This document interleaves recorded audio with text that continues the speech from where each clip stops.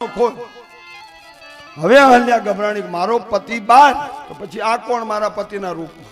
અને હવે અહલ્યા ચેતી ગઈ, એકદમ આંખમાં અગ્નિ નીકળ્યો. નીચ પાપી, તે મારા પતિનું રૂપ લઈને મારી સાથે દગો કર્યો. નીચ તું કોણ છો? જલ્દી જાહેરદાન તો શ્રાપ આપો. ત્યાં તો એકદમ સ્વર્ગનો રાજા ઇન્દ્ર ગૌતમનું રૂપ અદ્રશ્ય કરી અને ઇન્દ્રના રૂપમાં પગમાં પડ્યો. અહલ્યા, તું મારી માં છો, મારી ભૂલ થઈ.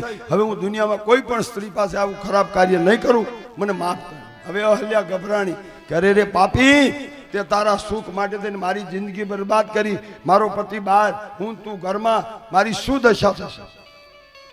હવે અહલ્યા ગડમથલ કરે છે. ગૌતમ બારે વાત કરે છે, ખોલ અહલ્યા બારણું ખોલ. જ્યાં અહલ્યાએ બારણું ખોલ્યું એમાં સ્વર્ગનો રાજા ઇન્દ્ર નાનું રૂપ લઈ અને ઘરમાંથી નીકળ્યું. અને ગૌતમ જોઈ ગયા, એકદમ શ્રાપ આપ્યો, નીચ સ્વર્ગના રાજા ઇન્દ્ર, તું મારા ઘરમાં એક પગંદર માટે ભરાયો. મારો તને શ્રાપ છે, તારા શરીરમાં 1000 કાણા પડી જશે. શ્રાપ પડ્યો, ઇન્દ્રના શરીરમાં 1000 છિદ્રો પડી ગયા. અને વળતી નજરે અહલ્યા બિચારી પારેવાની માફક પપડે છે, એને કઈ ખબર નથી. એકદમ ગૌતમને ક્રોધ આવ્યો. ક્રોધમાં કીધું, નીચ પાપીણી, મારી ગેરહાજરીમાં પરમ પુરુષ પથ્થર બની જાય. એ ત્યાં પથ્થર બની ગઈ. આકાશમાંથી આકાશવાણી દે, ગૌતમ શાંત થાવ, શાંત થાવ. આમાં અહલ્યાનો વાંક નથી, વાંક ઇન્દ્રનો હતો. એને તમે શ્રાપ આપ્યો બરાબર, પણ હવે અહલ્યાનું તમારો શ્રાપ પાછો ખેંચ. પણ હવે શ્રાપ આપ્યા પછી પાછો ખેંચવાની તાકાત નથી. હવે પથ્થર બની ગઈ, હવે જીવતી કોણ કરે?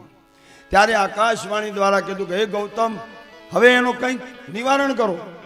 ત્યારે ગૌતમે કીધું કે હવે પથ્થરની બનીને પડી રહેજે, કારણ કે એને પાપ તો કર્યું જ છે.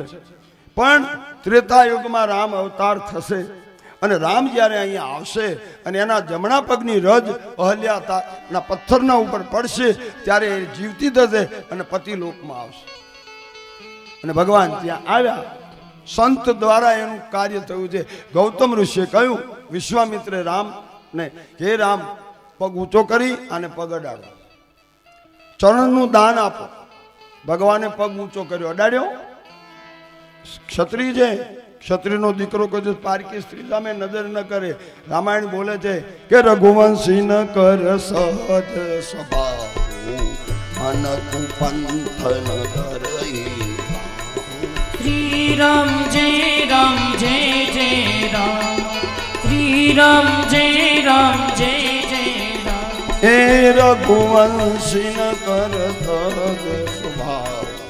રઘુવંશના રાજા રઘુથી ચાલ્યો આવતો આ પ્રમાણિકા કે કોઈ દિવસ મનમાં કુભાવ ન આવે. ભગવાને પગ ઊંચો કર્યો. પવનદેવને બોલાવ્યા.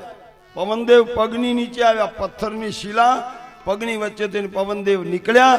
પવનના ઝાટકાથી રજ ચોટેલી, એના ઉપર પડતાની સાથે એહી ભ્રાંતિ સિધારી ગૌતમ નારી, બાર બાર હરિ ચરણ. સીતારામ રામ રામ, સીતારામ રામ રામ, સીતારામ રામ રામ, સીતારામ રામ રામ. જો મન અતિ ભાવા તો બરે પાવા. સીતારામ રામ રામ, સીતારામ રામ રામ. જો મન અતિ ભાવા તો બરે પાવા. સીતારામ રામ રામ, સીતારામ રામ રામ. હે ગઈ પતિ લોક આનંદ ભરી. સીતારામ રામ રામ, સીતારામ રામ રામ, સીતારામ રામ રામ, સીતારામ રામ. અને પછી અહલ્યા ના ઉપર રજ પડતા જીવતી થઈ. પતિને વંદન કરી. પરમાત્માએ એને પતિને મોકલીને પતિલોકમાં ગઈ. કહો પરમાત્મા કેટલો દયાળુ છે. તો આ કથા એટલા માટે કે જે ભૂલનો ભોગ બનેલી બાઈ, એને આ કથા સાંભળ્યા પછી કદાચ જો પસ્તાવો કરી લેશો કે અરે રે મારી બહુ ભૂલ થઈ જાય અને હવે જિંદગીમાં હું કોઈ દિવસ આવી ભૂલ નહીં કરું, ભગવાન આવી અને એનો ઉદ્ધાર કર્યો છે. અને આ બાજુ આપણે પણ જાણવું પડશે કે ઇન્દ્ર જેવા વિચારો આપણા ન હોવા જોઈએ. ભગવાને આપણને આપ્યું છે, એનો ઉપયોગ કરો બાપુ. ઇન્દ્ર જેવા ઇન્દ્રના વિચારે શું દશા થઈ.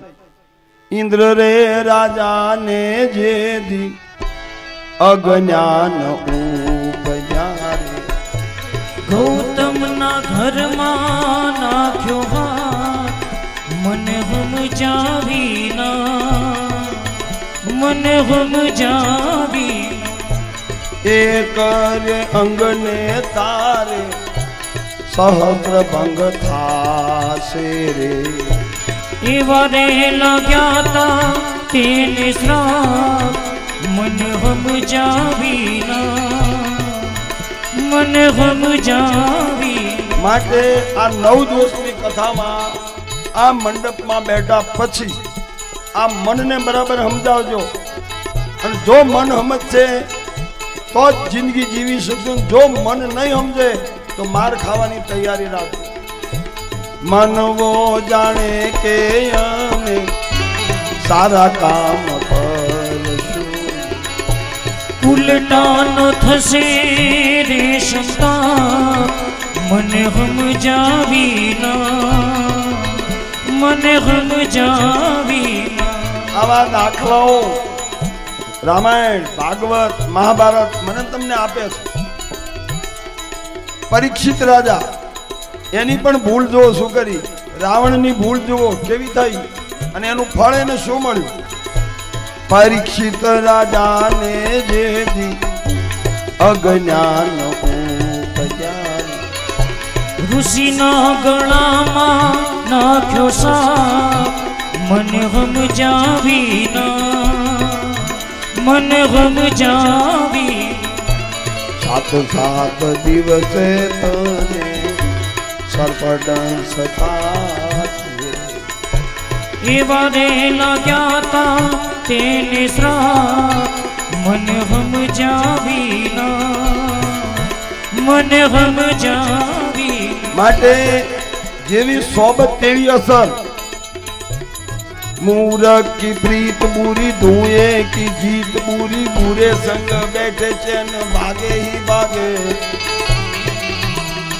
काजल की कोटड़ी का जितना जतन करो काजल का दाग भाई लागे ही लागे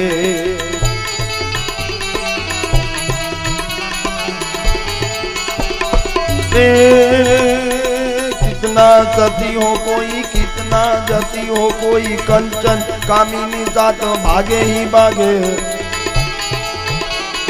सुनो कहे गोपी राम जिसका होगा काला काम उसके गले में फंदा लागे ही लागे भाई उसके गले में फंदा लागे ही लागे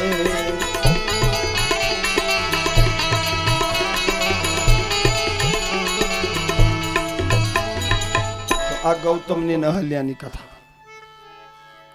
હવે આગળ કથા ગંગા અવતરણી ભગવાન ત્યાંથી નીકળ્યા અહલ્યાનો ઉદ્ધાર કરીને રસ્તામાં નદી આવી ગંગા નદી જનકપુરમાં જતા પહેલા નદી આવી હવે ભગવાન થોડી રમત કરે છે કારણ કે વિશ્વામિત્ર ઓળખી ગયા અહલ્યાનો ઉદ્ધાર કર્યો એટલે વિશ્વામિત્રને પાકી ખાતરી ગઈ કે આ ભગવાન જ છે પણ ઈ બોલવણીમાં નાખવા માટે વળી પાછી રામે ગંગા નદીના કિનારે રમત કરી મહારાજ બાપજી ઉભા રહો આ નદી કઈ આનું નામ શું આનો મહિમા શું ત્યારે વિશ્વામિત્રની આંખમાં આંસુ એ રામ તમે બધું જાણો છો છતાંય તમે મને પૂછો છો ત્યારે રામજી એટલું જ કીધું હું ક્યાંથી જાણું હું તો જન્મ્યા પછી અયોધ્યામાંથી બહાર નીકળ્યો નથી પહેલ વહેલો તમારી સાથે આવ્યો છું આ રસ્તાના તમે જાણકાર છો હું નથી ત્યારે વિશ્વામિત્રે કીધું એ રામ તમે જાણો છો છતાં તમે પૂછો છો આ જગતને બતાવવા તો ગંગાનો મહિમા બતાવો છે એટલે ગંગાના કિનારે ગંગા અવતરણની કથા કીધી છે જો કે અમારે ગોસ્વામીજી રામાયણમાં એક જ છંદ લખ્યો છે જેહી સૂર સરિતા પરમ પુનીતા પ્રગટ ભઈ શિવ શીશ ધરી सीताराम राम राम सीताराम राम राम सीताराम राम राम सीताराम राम जय सूरजर सरिता परम पुनीता सीताराम राम राम सीताराम राम राम प्रगट भई शिव शीश धरी सीताराम राम राम सीताराम राम राम सीताराम राम राम सीताराम राम રામાયણમાં તો આટલું ભાગવતમાં એનું વર્ણન મોટું આવે છે ગંગા